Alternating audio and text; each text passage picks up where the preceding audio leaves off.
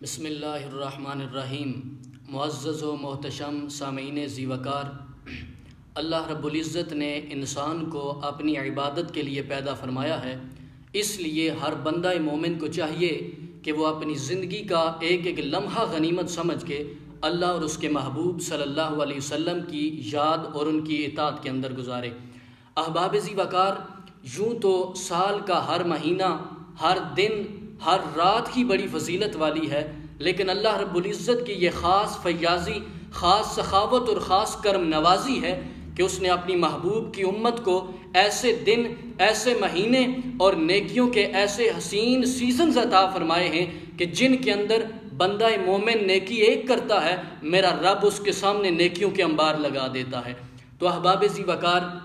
نیکیوں کے انہی حسین موسموں میں سے ایک موسم ذل حجہ شریف کا بھی ہے۔ اللہ رب العزت نے اس مہینے کو بڑی عظمتوں، بڑی شانوں اور بڑی رفعتوں سے نوازا ہے۔ اس مہینے کی عظمت کا اندازہ اس بات سے بھی کیا جا سکتا ہے کہ زمانہ جاہلیت کے اندر جب لوگ دین مصطفیٰ کی روشنی سے ناواقف تھے اور کفر و ذلت کے گٹا ٹوپ اندھیروں کے اندر زندگیاں بسر کر رہے تھے، یہ وہ دور تھا کہ جب ہر طرف قتل و غارت ہوا کرتی تھی۔ اس دور کے اندر لوگ بالکل دین سے ناواقف تھے اور ہر شخص دوسرے کی عزت اور حرمت کو پامال کرنے کے لیے کوشاں دکھائی دیتا تھا، لیکن ذل حجہ شریف کے مہینے کو یہ شان اور یہ عظمت حاصل ہے کہ اس قتل و غارت کے دور کے اندر بھی لوگ اس مہینے کی عزت اور حرمت کیا کرتے تھے۔ اور احباب ذی وقار، اس ماہ مقدسہ کی فضیلت کا اندازہ اس بات سے بھی لگایا جا سکتا ہے کہ قرآن پاک کے اندر اللہ رب العزت نے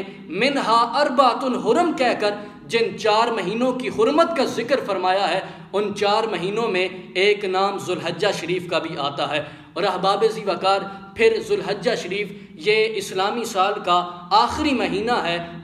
اور اسلامی سال کو اللہ تبارک و تعالی نے ان عظمتوں سے نوازا ہے، ان شانوں سے نوازا ہے جس پر ہر مسلم کو فخر کرنا چاہیے کہ اللہ نے مسلمانوں کو وہ سال عطا فرمایا ہے کہ جس کی ابتدا بھی قربانی سے ہوتی ہے اور انتہا بھی قربانی پر ہوتی ہے۔ احباب ذی وقار، اگر سال کے پہلے مہینے کو دیکھا جائے تو 10 محرم الحرام کو نواسہ رسول، جگر گوشہ زہرہ بطول امام حسین ابن علی نے میدان کربلا کے اندر جا کر دین مصطفیٰ کی سربلندی کے لیے، اللہ اور اس کے رسول کی رضا کو حاصل کرنے کے لیے میدان کربلا کے اندر اپنا تن من دھن اور اپنا کنبہ اور قبیلہ قربان کر کے دین کی خاطر ایسی قربانی پیش کی ہے کہ جس کی مثال دنیا پیش نہیں کر سکتی۔ اور اگر ماہ اسی سال کے آخری مہینے ذل حجہ شریف کو دیکھ لیا جائے تو 10 ذل حجہ شریف کو ایک عظیم باپ نے اپنے اس عظیم بیٹے کو، جس کے لیے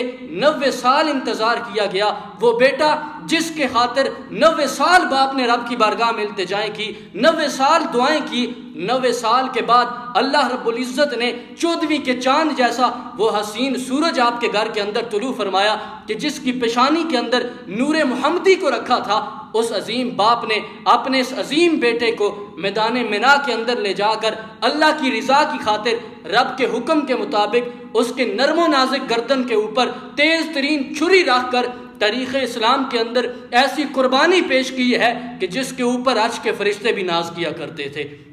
احباب ذی وقار، اللہ رب العزت نے اس پورے ماہ مقدسہ کو بڑی عظمتوں سے نوازا، لیکن اس کا جو پہلا عشرہ ہے اس کی اور زیادہ فضیلت ہے کہ اس کی فضیلت کے اندر اللہ رب العزت نے قرآن پاک کے اندر والفجر وليال عشر کہہ کر قسمیں اٹھائی ہیں، اور رب کائنات کا کسی چیز پہ قسم کھانا اس بات پہ دلالت کرتا ہے کہ جس طرح وہ رب خود عظیم ہے، وہ خود عظمتوں کا مالک ہے، وہ خود شانوں کا مالک ہے، اسی طرح وہ قسم بھی کسی عام چیز کی نہیں کھاتا، بلکہ قسم بھی اس چیز کی کھاتا ہے جو اس کے نزدیک عظمتوں اور شانوں کی مالک ہوتی ہے۔ اور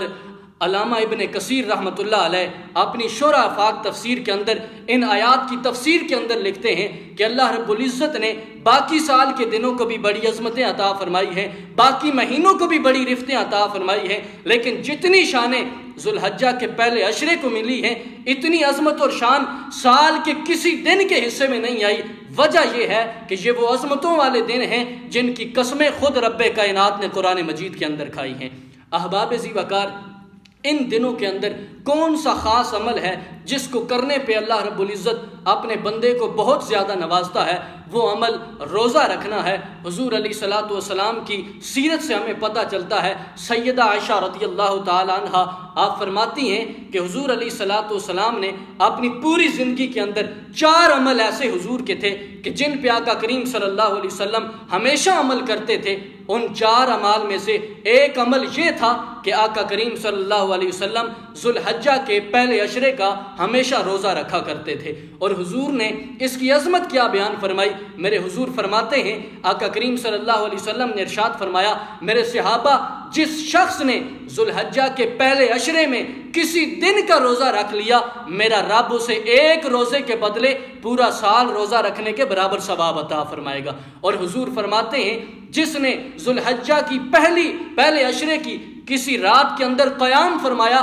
اللہ رب العزت اسے شب قدر کی رات قیام کرنے کے برابر ثواب عطا کرتا ہے۔ اور پھر جو 9ویں ذی الحجہ کا دن ہے، جسے یوم عرفہ کے نام سے یاد کیا جاتا ہے، اس دن کی اتنی عظمتیں ہیں، اتنی شانیں ہیں، علماء کرام فرماتے ہیں کہ اگر اللہ رب العزت نے ذی الحجہ کے پہلے عشرے کے باقی دنوں کو اتنی عظمتیں اور شانیں نہ بھی عطا فرمائی ہوتی تو یوم عرفہ کی اتنی عظمت تھی کہ جو سال کے باقی سارے دنوں کے اوپر بہاری تھی۔ اور حضور فرماتے ہیں کہ جس نے یوم عرفہ کا روزہ رکھا، اللہ رب العزت اس کے 2 سال کے گناہوں کو معاف فرما دیتا ہے۔ اور احباب ذی وقار،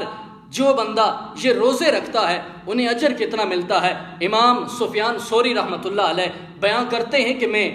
ذی الحجہ کے پہلے عشرے کے اندر بصرہ کے قبرستان میں گیا تو میں نے دیکھا ایک ایسی قبر ہے جس کے اندر سے نور کی شعائیں نکل